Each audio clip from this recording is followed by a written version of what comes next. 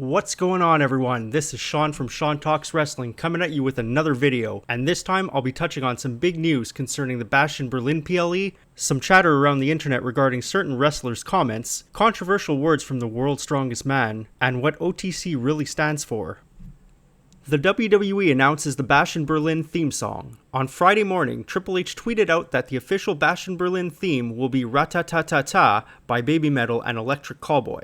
The song features the German electronic core band providing some catchy, rave-like portions that lead perfectly into the heavy metal style of Baby Metal. Triple H is no stranger to using Baby Metal for the WWE product, as the trio from Japan were featured in NXT TakeOver The End, with Karate serving as the main theme. The band also had their music featured in a Kabuki Warriors hype package, making this the third time Baby Metal is used in a WWE product. We all know Triple H loves his metal, going back to Baby Metal multiple times, using Poppy play out Iyo Sky during an NXT entrance in 2019, and having Motorhead perform not one, not two, but three different theme songs for the Cerebral Assassin. For me, this song absolutely slaps and is the perfect combination of the electronic German style for a PLE in Germany, mixed with a thrash, heavy metal chorus that makes you want to smash your face in a mirror and start swinging chairs around the room. PLEs have sorely missed this type of hype music to build up a PLE, and Rat-ta-ta-ta-ta is a huge move away from Jelly Roll's Liar. Popular opinion seems to be great online too, with many praising the decision to use Baby Metal and Electric Callboy. Quote, "This is what I've been waiting for with Triple H's WWE.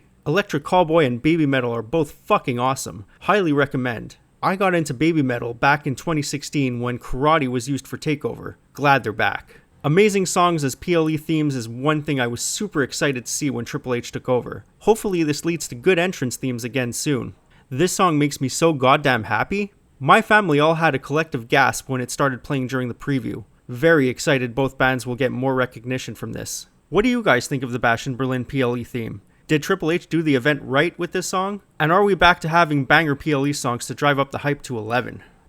Rhea Ripley owns someone on social media. This next story comes from the social media platform X, formerly known as Twitter, and features the former Women's World Heavyweight Champion Rhea Ripley putting someone on blast for a comment made. X user at LiveIn4LiveDom posts, "Roman looking weak before Rhea and Damian," highlighting that it took 2 weeks for Roman to be put through a table and suffer from a beatdown due to the new bloodline having numbers. This is a contrast to what happened on Raw in the last 2 weeks, with Damian Priest picking up 2 wins against 2 different Judgment Day members, while he and Rhea have stood tall when all 5 members of the Judgment Day attempted an attack. While I certainly understand the bit of frustration building, Rhea's response was a masterclass of trolling and a great way to silence one of her critics. Crikey, this right here is a Liv Morgan stan in its natural habitat of X. If you come up real slow, then you might be able to see its natural call, where it calls to the other Liv Morgan stans by crying out about something. Be careful not to make a noise or share an opinion. These creatures are pack animals and don't venture too far from one another. If startled, the cries can become deafening. Stay safe out there.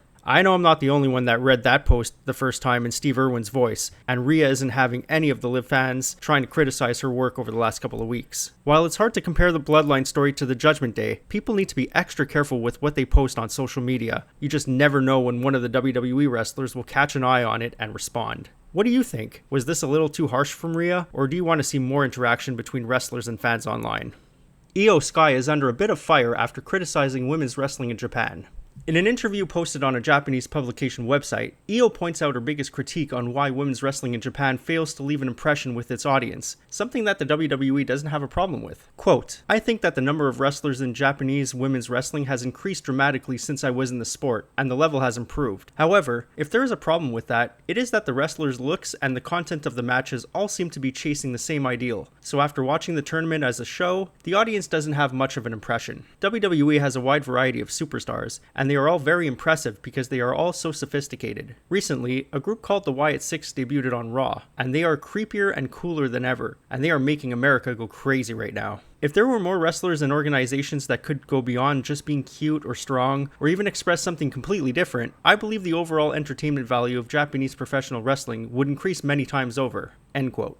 It's worth noting that Iyo has wrestled in Japan from 2011 to 2018 under the World Wonder Ring Stardom promotion, so she may have some insight that most others don't. Iyo also returned to Japan for a one-match appearance, wrestling in the Dreamstar Fighting Marigold promotion and defeating Utami Hayashishita in what was considered to be a dream match on the Marigold Summer Destiny card. While some fans online agree with Iyo on the point she made, others who are more invested in the Japanese promotion feel differently about her sentiments. I respect Iyo, but I don't agree. You look at any Stardom or TJPW poster, you see such a wide range of characters and costumes. If anything, I think Yoshi Wrestling is presented better. The main event women's title in WWE right now revolves around a dude in a love triangle. If that is a better presentation for serious women's wrestling, I'll be over here in the corner, not being popular. I agree, like 20%. To an extent, I think fans have been conditioned to think a certain style of match is a good match. Someone on Twitter used the phrase Bushiroad reversal ballet, which I found useful. And that has caused people to undervalue a lot of different styles of wrestling, comedy wrestling for example, or to dismiss a match because it's not a banger, even if it tells the right story for the characters in it. But that's not a Japanese problem. That's a global problem thanks to the internet turning opinions into accepted wisdom.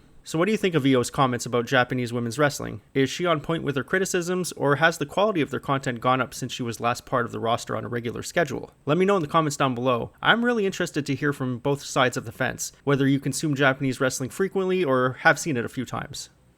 Mark Henry is making the rounds after some scathing comments he made surfaced on social media.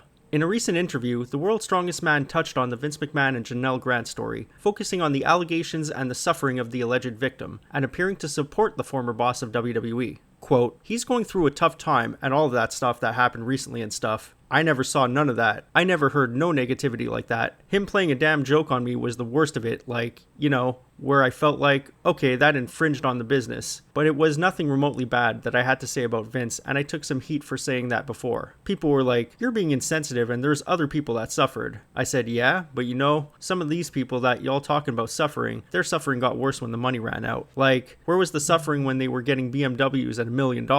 Did that pacify the suffering? Because if you are suffering, you should suffer all the time, right? Nothing should get in the way of that. I don't know. I just come from a different time." End quote.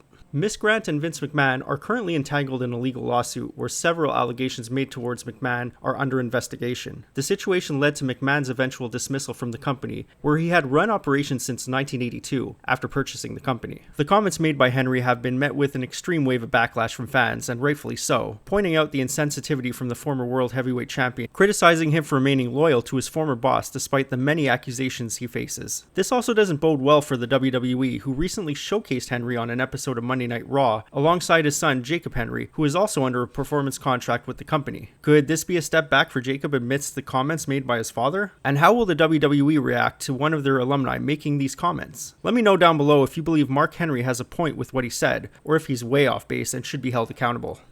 In lighter news, a Reddit thread on the subreddit Greatness of Wrestling discussed Roman Reigns' OTC slogan and what it stood for. The WWE used the term OTC for Roman's return at SummerSlam, highlighting him as the original tribal chief, but many aren't convinced that this is the right angle the company should take. In the thread, some believe that the OTC label stood for something entirely different, such as one true chief and only tribal chief. While the term does stand for original tribal chief, some have pointed out that this means Roman himself acknowledges that there is another tribal chief in the picture. From my point of view, the original tribal chief title makes a lot more sense than some are giving it credit for. After WrestleMania 40, Roman's loss signaled the end of his run of dominance, and as a result, Roman left for a while, leaving a large hole on Friday Night SmackDown. Solo Sikoa has pointed out that Roman failed the bloodline with his loss to Cody Rhodes and appeared weak to the family, thus losing his title as tribal chief. It's also worth noting that Roman named Solo his successor once upon a time, so him leaving after WrestleMania 40 was the perfect opportunity for Solo to claim his spot at the head of the table and become the new tribal chief. Now that Roman is back, there will certainly be some conflict between the new tribal chief and the original looking to take back his spot. Whether they go toe-to-toe at Bash in Berlin or the Bloodline versus Bloodline story is saved for something bigger like Bad Blood, this story is must-watch television, and I can't wait to see where they take us next. What do you think of the way this story has been told so far? Let me know if there's anything you'd change, or if you're pulling out the popcorn and enjoying every minute of it like I am. Lastly, we're going to end things on a somber note, as Afa Anoa'i, one half of the Wild Samoans and a WWE legend, has sadly passed away at the age of 81. Afa joined the WWE in 1979, becoming a 3-time tag team champion alongside his brother Sika, and playing a big role in the division for 16 years. Afa was also a part of the 2007 WWE Hall of Fame class, and will be remembered as one of the many greats of his era. My heartfelt condolences go out to the entire Anoa'i family during this time. May he rest in peace, and his family find the strength to continue continue on and remember his presence and legacy and what he meant to everyone he was a part of. Rest in peace, Afa. You will be missed. That does it for me. Thank you all so much for taking some time out of your day and watching. If you enjoyed this type of content, be sure to click that like button and hit the subscribe button as well if you wish to see more. I'll be testing out several different styles of content in the next couple of weeks to find out what you like to see and what will have you coming back for more. If you did like this video, let me know in the comments down below, or do the same if you didn't and you prefer another style of content. I will see you all in the next one. In the meantime, remember to be kind to one another and stay safe.